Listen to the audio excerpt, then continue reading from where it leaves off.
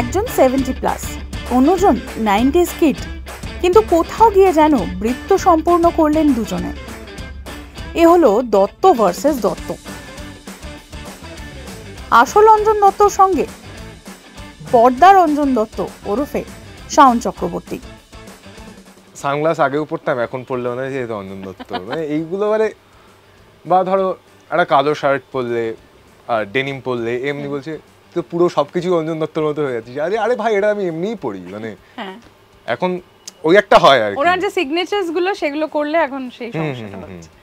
সমস্যাও বলবো না, আমি এনজয় করছি এটা। আচ্ছা, অনেকেই বলেছেন যে তুই না একদম মানে অঞ্জন ছোটবেলায় একদমই এরকম ছিল।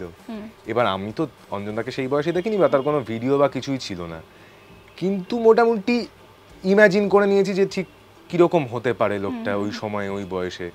এবার সেইখান থেকে এরকম একটা ফিডব্যাক পাওয়া আমার কাছে অত্যন্ত আনন্দের ব্যাপার। সারা জীবন তো নানানভাবে একটা কালো চশমা পরে, এ মদ খাচ্ছে, এ করছে।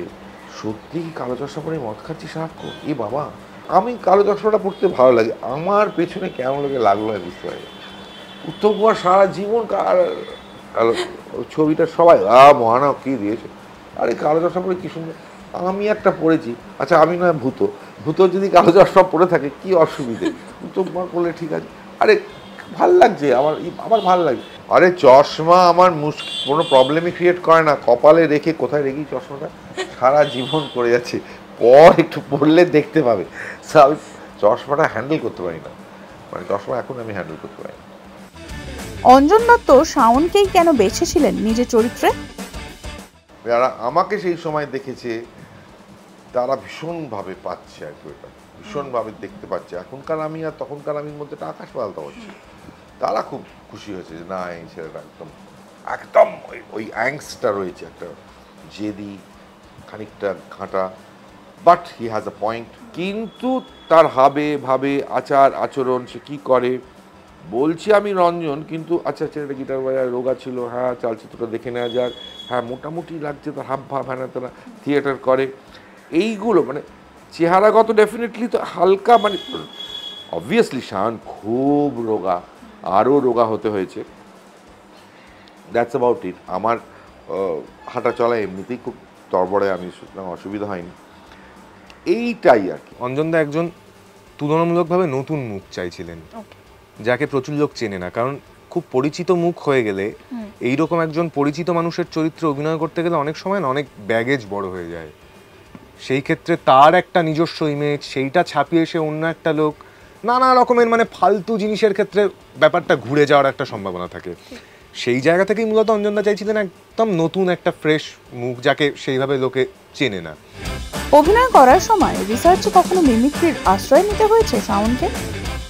অঞ্জনদার বাজারে প্রচুর মিমিক্রি আছে, ভালো হোক খারাপ হোক, বিভিন্ন মানের বিভিন্ন রকমের মিমিক্রি আছে। তো সেই ক্ষেত্রে সিনেমার অভিনয় তো কখনোই মিমিক্রি নয়, মানে দুটো কমপ্লিটলি আলাদা ধরনের জিনিস। সেই ক্ষেত্রে তাহলে অ্যাপ্রোচটা কী হবে? এবার অঞ্জনদার মতো এরকম মানের একজন অভিনেতাকে সামনে থেকে পাচ্ছি অভিনয় নিয়ে কোনো একটা সাজেশন নেয়ার জন্যে, তো অঞ্জনদা বলেছিলেন যে তুই যেটা কর, বেসিক এসেন্সটা ধর, বেসিক অ্যাটিটিউডটা ধর, ওইভাবে এক্স্যাক্ট হাবভাবগুলো চলে আসবে টুকটাক, কিছু কিছু কিছু কিছু নিজের মতো করে তুই তারপর দেখ। আমি যেটা করেছিলাম অঞ্জনদার কিছু কিছু হাবভাব নিয়ে, এবং ছেলেটার বেসিক ক্রাইসিসটা কি সেইটা ধরা, মানে কীরকম টেক্সট করছে, কি ভাবছে, তার বিশ্বাসের জায়গাগুলো কীরকম, সেইটা ভেবে নিয়ে নিজের মতো করে ইমাজিন করে নেওয়া যে ওই লোকটা কিরকম হতে পারে, ওই ছেলেটা কিরকম, মানে আমি যদি ওই ছেলেটা হতাম কিরকম হতাম। আপনাকে যখন মিমিক করে আপনি কিভাবে নেন সেটা?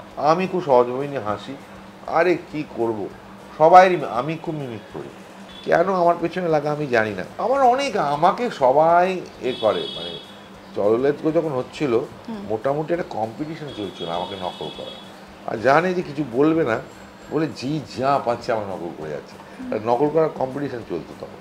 তো যাই হোক, মিমিক করা। আর আই এনজয় ইট। কার্টুন বলে তো একটা মজা আছে, কার্টুন তো একটা ক্রিয়েটিভ আর্ট, তো সেটা করলে করুক, আমি হাসি পাই, মজা পাই। আমিও কিছু লোককে মিমিক করতে ভালো লাগে, করি, আমি করতে পারি, আমি অনেককে মিমিক করতে পারি, কিন্তু সেটা করবো না, এখন বয়স হয়ে গেছে, অল্প বয়স হয়ে আমি এক্ষুনি করে দিতাম। আমি যাদের করবো তারা আমায় পাঠ দেবে না, রাগ করে যাবে। না, না, পাঠ তারা আপনাকে দেবে না, এত প্রচণ্ড সাহস senior। কারণ নেই। না না, তারা প্রচন্ড সিনিয়র, তারা প্রচন্ড সিনিয়র। আপনি তো অভিনেতা। আমি ভীষণ ভালো মিমিক করতে পারি, সত্যি সত্যি। বুদ্ধবাবু আমায় ডেকে বলতেন না, তুই মিমিক করো। বুদ্ধদেব দাশগুপ্ত ভীষণ ভালো করতে পারি, অপর্ণা সেনকে আরো বেটার করতে পারি, কিন্তু করলে রিনাদি খুব রেগে যাবে। না, না, রাখবেন আমি না। রিনাদি না, আপনার উপর রাখতেই না, পারেন না, না। আমি করতে পারবো না। Please, এক line। না না না, কিছুতেই করবো না।